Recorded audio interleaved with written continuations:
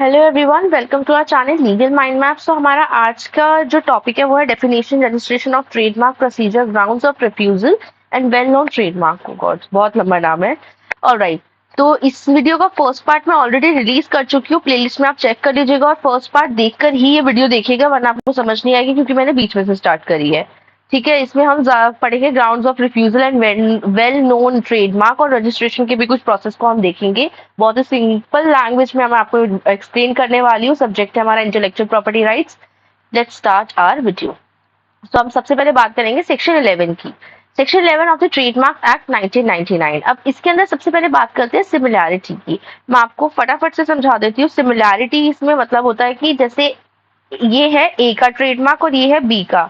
ठीक है, अब ए का और बी का ट्रेडमार्क अगर सिमिलर है, ए ने अपना ट्रेडमार्क ऑलरेडी रजिस्टर करवा रखा है और बी ने अपना ट्रेडमार्क अब रजिस्टर करवाना है, बट बी का जो ट्रेडमार्क है वो ए के ट्रेडमार्क से ऑलमोस्ट काफी काफी सिमिलर है, तो उस सिनारियो में बी का ट्रेडमार्क रजिस्टर नहीं हो पाएगा, उसे डिफिकल्टी आएगी रजिस्ट्रेशन के अंदर।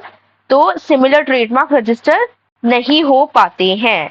ये बात की गई है सिमिलर सेक्शन 11 के अंदर, सिमिलैरिटी टू एग्जिस्टिंग ट्रेडमार्क की। ठीक है, अब इनका एक और बड़ी इंपॉर्टेंट चीज है इसकी। जैसे ए जो है वो वर्क कर रहा है अपने ट्रेडमार्क के साथ, क्लोथ का काम कर रहा है, उसकी क्लोथिंग ब्रांड है उसका। और बी जो है उसी सेम ट्रेडमार्क के साथ कोई रेस्टोरेंट खोलना चाहता है। ठीक है, उनकी इन दोनों के ट्रेडमार्क सिमिलर है या फिर ऑलमोस्ट सिमिलर है, पूरा आइडेंटिकल तो नहीं कह सकते, ऑलमोस्ट सिमिलर है, बट दोनों के प्रोडक्ट या फिर सर्विसेज दोनों के एकदम डिफरेंट है, बिल्कुल ऑपोजिट हो गई है, बिल्कुल डिफरेंट हो गई, जो एक दूसरे से मैच नहीं खा रही है। जैसे इसमें हम देख पा रहे हैं क्लोथिंग की और रेस्टोरेंट की services are both different services. तो इस सिनेरियो में क्या होगा कि जो ट्रेडमार्क की जो एक्सेप्टेंस है सिमिलर होने के बावजूद भी मिल जाती है, क्योंकि आपके जो प्रोडक्ट है वो सेम है। ऐसे मैंने एक और एग्जांपल यहाँ पे दे रखा है कि अगर एक कंपनी है एप्पल, ठीक है, वो कंप्यूटर सेल करती है, तो अगर दूसरी कंपनी एप्पल नाम से रजिस्टर करना चाहती है तो वो नहीं रजिस्टर कर पाएगी ट्रेडमार्क, क्योंकि एप्पल ने ऑलरेडी अपना रजिस्टर करा रखा है। बट अगर वो दूसरी कंपनी जो एप्पल का नाम लेना चाह रही है, एप्पल का ट्रेडमार्क लेना चाह रही है, वो कोई और प्रोडक्ट, वो कंप्यूटर सेल ना करने की बजाय कुछ और ही सेल कर रही है, ठीक है, तो उस सिनेरियो में वो उसे ट्रेडमार्क रजिस्ट्रेशन मिल जाएगा। सो अब दूसरी सिचुएशन क्या है? पहली सिचुएशन थी हम ट्रेडमार्क कब रजिस्टर नहीं कर सकते, जब सिमिलर होते हैं ट्रेडमार्क और सेम प्रोडक्ट के। दूसरी कंडीशन ये होती है कि अगर लॉ ने किसी वर्ड के लिए ऐसा बोल दिया कि ये वर्ड बहुत अब्यूजिव है, ऑफेंसिव है, तो उस सिनेरियो में भी उस वर्ड को, उस ट्रेडमार्क को रजिस्टर नहीं किया जाएगा। देन आता है एक्सेप्शन। अब कब एक्सेप्शंस क्या होते हैं कि किस टाइम पे एक ट्रेडमार्क को सिमिलर होने के बावजूद भी रजिस्ट्रेशन मिल जाती है, रजिस्ट्रेशन हो जाती है उसकी, वो मैंने आपको बताया ही था, जब वो प्रोडक्ट जो है वो अलग अलग होते हैं। जैसे एग्जाम्पल लेते हैं, if a new company wants to register a similar trademark, एक नई कंपनी एक सेम सिमिलर ट्रेडमार्क रजिस्टर करना चाहती है कोको कोला के सिमिलर। अब कोको कोला तो बहुत एक वेल नोन ब्रांड है, बट वो कंपनी की जो सर्विस है, जो कोको कोला के जैसा ट्रेडमार्क अपना निकालना चाहती है, उसकी सर्विस एकदम डिफरेंट है।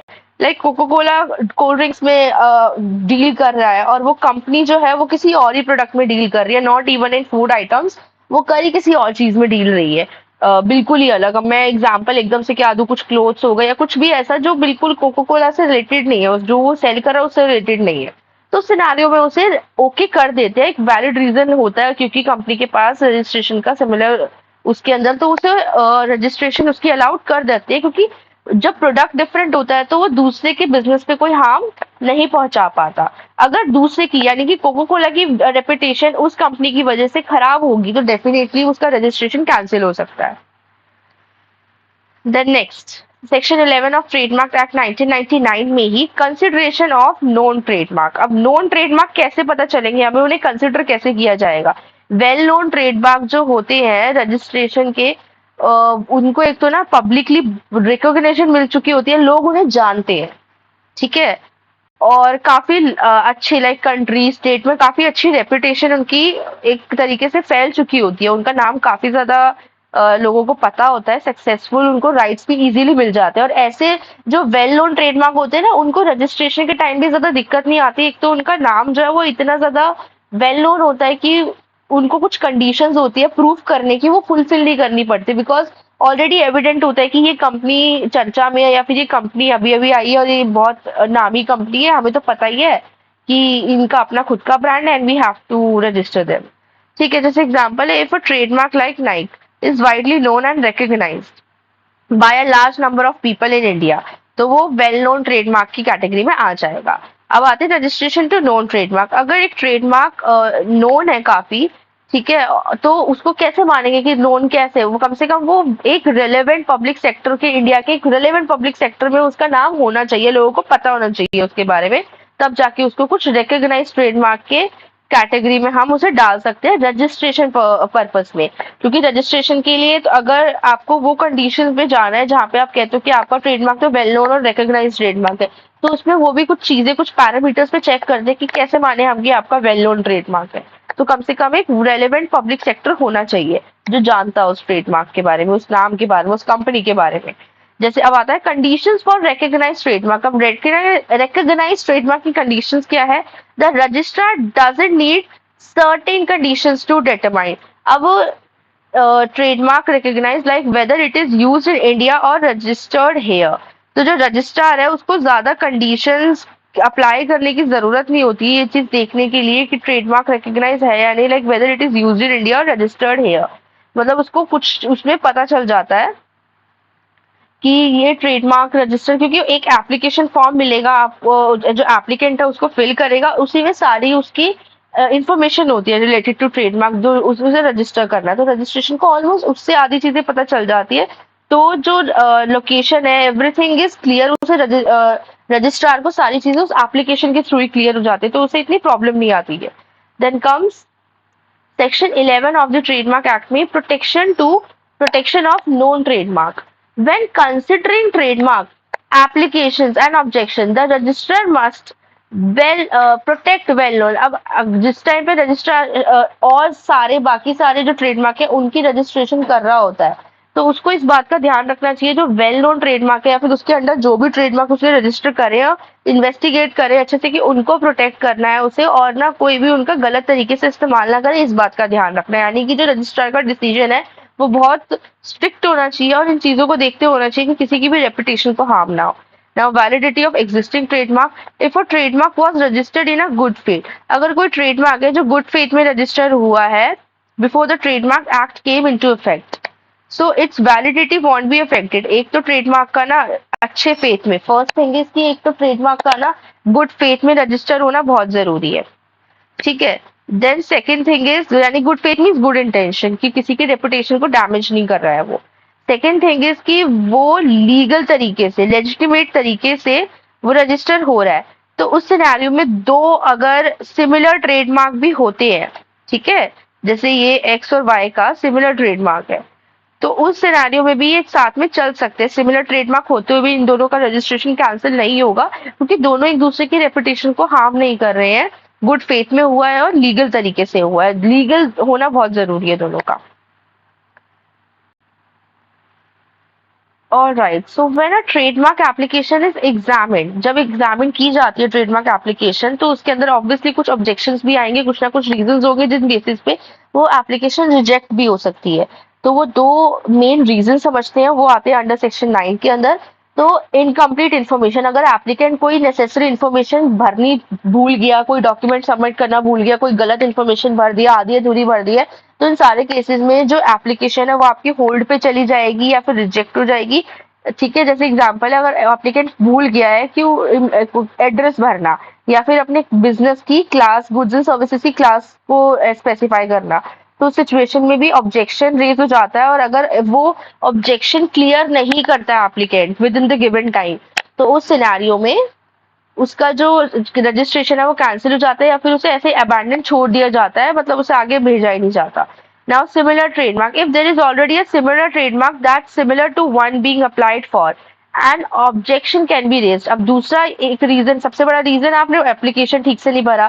सेकेंड रीजन इज कि अगर आपका जो ट्रेडमार्क है वो किसी दूसरे ट्रेडमार्क के जैसा दिखता है, जिससे कंफ्यूजन क्रिएट हो सकती है मार्केट के अंदर लोगों के बीच, तो उस सिनेरियो में भी आपका जो एप्लीकेशन है वो कैंसिल हो जाएगा। अब आपका प्रोडक्ट अलग है, गुड्स एंड सर्विसेज अलग है, ये बात की स्टोरी है, बट फर्स्ट स्टेज में आते ही वो कैंसिल हो जाएगा। उसके बाद बाकी की प्रोसीजर और इन्वेस्टिगेशन होगी कि उसे पास करना है नहीं करना है, आपसे भी क्लियरेंस मांगी जाएगी, क्लीन चिट तभी दी जाएगी उसे जब अच्छे से इस बारे में इन्वेस्टिगेशन और डिस्कशन हो जाएगा। और फिर भी अगर रजिस्ट्रार कहता है कि नहीं, आपका चाहे प्रोडक्ट अलग है तब भी हमें बहुत ज्यादा सिमिलैरिटी दिख रही है, हम नहीं चाहते इसे आगे लेके जाना, तो उस सिचुएशन में रजिस्ट्रार की बात मान के एनी हाउ एप्लीकेंट को अपना ट्रेडमार्क चेंज करना ही पड़ेगा।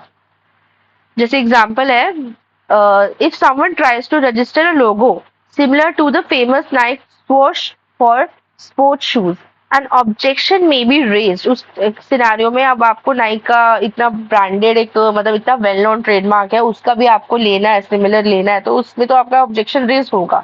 तो ऐसे सिचुएशन में ऑब्जेक्शन रेज होने के बड़े चांसेस होते हैं।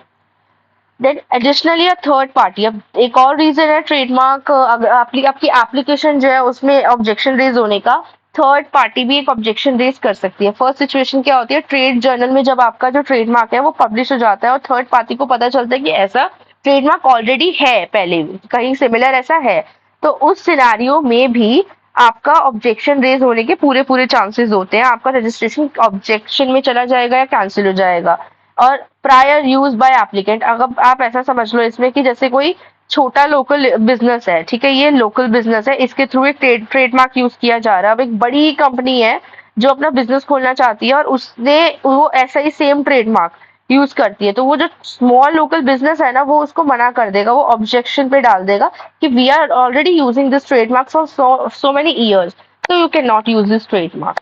तो ऑफकोर्स वो उसका राइट है, वो उसने पहले ले रखा था ट्रेडमार्क उस कंपनी से, चाहे वो कंपनी बड़ी हो या दूसरी कंपनी छोटी हो, उसको उसकी बात माननी पड़ेगी। तो उस सिनेरियो में भी प्रायर यूज की वजह से कि कोई पहले से आपका जो ट्रेडमार्क आप रजिस्टर कराना चाह रहे हो कोई पहले यूज कर रहा हो, तो उस सिनेरियो में भी आपको अपने ट्रेडमार्क को छोड़ना पड़ेगा, अदरवाइज आपका जो एप्लीकेशन है वो रुक जाएगा, वो ऑब्जेक्शन में चला जाता है, उसके ऊपर ऑब्जेक्शन आ जाता है। ठीक है, अब इसके लिए एक और मेथड तरीका यूज कर रखा है कि एडवर्टाइज बिफोर एक्सेप्टेंस, की जो रजिस्ट्रार भी होता है वो एडवर्टाइज कर देता है एक्सेप्टेंस से पहले, या फिर लोगों को भी कहा जाता है कि आप पहले अच्छे से एक्सप्लोर करो बिफोर चूजिंग योर ट्रेडमार्क कि वो ट्रेडमार्क टेकन है या नहीं है।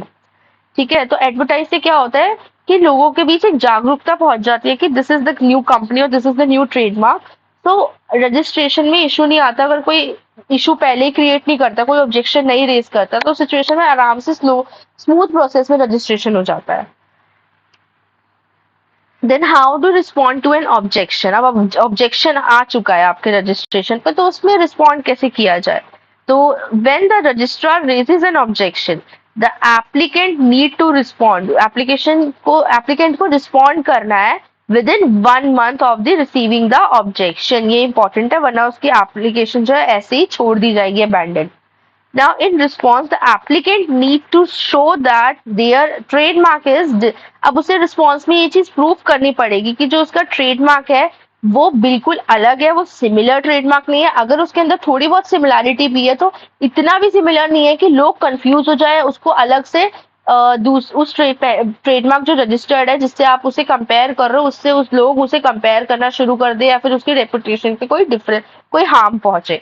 तो ये चीज अगर आप वो जो एप्लीकेंट है वो प्रूफ करने में सक्षम रहता है तो उसको क्लैरिफाई करने में तो उसकी एप्लीकेशन आगे बढ़ जाएगी, वरना वो जो भी कंडीशंस है रजिस्ट्रार की वो उसे माननी पड़ेगी। तो it's important to avoid creating confusion with existing trademark. ठीक है, ये आप अच्छे से इसको पढ़ लेना। बेसिकली इसमें बस इतना ही बता रखा है कि कंफ्यूजन इस बेसिस पे नहीं होनी चाहिए, स्ट्रक्चर हो गया, अपेयरेंस हो गया। अब आप किसी के ट्रेडमार्क का सारी चीजें सेम ले रहे हैं, स्ट्रक्चर भी, अपेयरेंस भी, मीनिंग भी, साउंड भी सेम प्रोडक्ट पे कर रहे हैं, तो वहां पे तो आपकी एप्लीकेशन में ऑब्जेक्शन आएगा ही। ठीक है, जैसे एग्जाम्पल है इसमें कि एक कंपनी है जो मैकडोनल्ड्स के जैसा ही लोगो रजिस्टर करवाना चाहती है, बट अब उसके लोगो इतना सिमिलर नहीं होना चाहिए मैकडोनल्ड्स के कि लोगों को मैकडोनल्ड्स के साथ कंफ्यूजन होने लग जाए, उस लोगों को दोनों को इंटर रिलेट करने लग जाए। तो इस बात का ध्यान रखना पड़ता है, वरना उसका जो एप्लीकेशन है वो ऑब्जेक्शन में चला जाएगा। Then Section 18 of the Trademark Act. Application for registration. Anyone who wants to register a trademark they are using or planning to use must apply to the registrar in writing यानी writing, कि जो भी अब अपना जो trademark है उसको register कराना चाह रहा है, सारे जो भी फॉर्मेट गिवन है रिटर्न में देना है उसको, एप्लीकेशन व्हाटसएवर द फॉर्मेट इज उसे उसी फॉर्मेट में देना होगा। जो भी प्रोसीजर जो भी रूल्स है उसे फॉलो करने पड़ेंगे। If the things are asked in return तो he has to give everything in return. Then single application for different classes. You can apply for registration for a trademark for different categories of goods. अब आप एक single application में, ठीक है, मैं कहाँ बनाऊँ, इसमें कहीं जगह भी नहीं है। आप एक सिंगल एप्लीकेशन के अंदर, this is suppose your application, इसके अंदर आप अलग अलग कैटेगरी से गुड्स एंड सर्विसेज के लिए भी ट्रेडमार्क यूज कर, मतलब एक सिंगल एप्लीकेशन में ही आप सारी चीजों के ट्रेडमार्क अप्लाई कर सकते हैं रजिस्ट्रेशन के लिए एक ही सिंगल एप्लीकेशन में। This will make your procedure easy and less time consuming. Then however you need to pay a separate fee. But आपका पैसा जो है वो उतना ही लगना है, आपका काम आधा हो जाएगा, आपकी भागा दौड़ी कम हो जाएगी, या फिर आपका प्रोसीजर थोड़ा सिंपल हो जाएगा, बट आपकी जेब उतनी खाली होनी है। यू नीड टू पे अ सेपरेट फी, आपको अलग अलग फी देनी पड़ेगी हर अलग अलग गुड्स एंड सर्विसेज की कैटेगरी के लिए। Now come filing location. अब फाइलिंग लोकेशन आपकी जो बिजनेस की मेन, जैसे अगर आपका बिजनेस है मुंबई के अंदर तो आपको अपनी मुंबई की लोकेशन कवर करनी पड़ेगी अपनी एप्लीकेशन के अंदर फाइलिंग में। Then if there is a multiple applicants, अगर फॉर एग्जाम्पल आप ज्वाइंट पार्टनरशिप में, लाइक पार्टनरशिप में आपका ज्वाइंट बिजनेस है, एक है दिल्ली के अंदर और एक है बैंगलोर के अंदर, तो वहां पे जो फर्स्ट एप्लीकेंट की जो जगह होगी वो रजिस्टर होगी दिल्ली वाले की जगह। जैसे फर्स्ट एप्लीकेंट इज दिल्ली तो दिल्ली की जगह लोकेशन जो उस पर बिजनेस रजिस्टर हो जाएगा। If none of the applicant, अगर कोई भी इंडिया के अंदर है ही नहीं, तो जो भी मतलब at the office that covers the address for service in India mention in the application. अब आप इंडिया में जो भी सर्विस दे रहे हो, जहां भी आपका ऑफिस है, आप चाहे इंडिया के हो या ना हो, आपका ऑफिस तो इंडिया में होगा, because somewhere you are giving business in India, तो कुछ तो इंडिया में होगा ही। तो उस बेसिस पे आपकी एप्लीकेशन में आपकी फाइल लोकेशन फाइल हो जाती है कि आपकी ये फाइलिंग लोकेशन है, मतलब आपके कहीं ना कहीं आपको एप्लीकेशन में लोकेशन तो डालनी पड़ेगी, तो वो लोकेशन वैसे डलेगी। Then decision by the registrar. अब ये रजिस्ट्रार के पास पावर होती है कि वो एक्सेप्ट करे या रिजेक्ट करे। अगर वो एक्सेप्ट करती भी है तो कोई कंडीशन रखती है, कोई लिमिटेशन इम्पोज करती है, या फिर कुछ चेंजेस कराती है एक्सेप्टेंस से पहले, तो वो टोटली एक रजिस्ट्रार के ऊपर डिपेंड करता है। देन रीजन फॉर रिफ्यूजल और कंडीशनल एक्सेप्टेंस। रजिस्ट्रार अगर रिफ्यूज करता है किसी एप्लीकेशन को तो भी उसे उसका रीजन देना पड़ेगा। अगर वो एक्सेप्ट करता है विद एनी कंडीशन तो भी उसको उसका एविडेंस, उसका रीजन अपने पास रखना पड़ेगा। रजिस्ट्रार एक अप्रोप्रिएट अथॉरिटी डिसीजन लेने की, it is a decision making authority, but वो सबका गुरु नहीं है, उसे ऊपर जवाब देना, तो ऑफकोर्स उसको भी जवाब देने के लिए अपने पास अपना काम वो ढंग से कर रहा है नहीं कर रहा, बायस तो नहीं है, इस चीज का उसे ध्यान रखना पड़ेगा। उसके पास हर चीज का प्रूफ होना चाहिए कि उसने ऐसा डिसीजन क्यों लिया।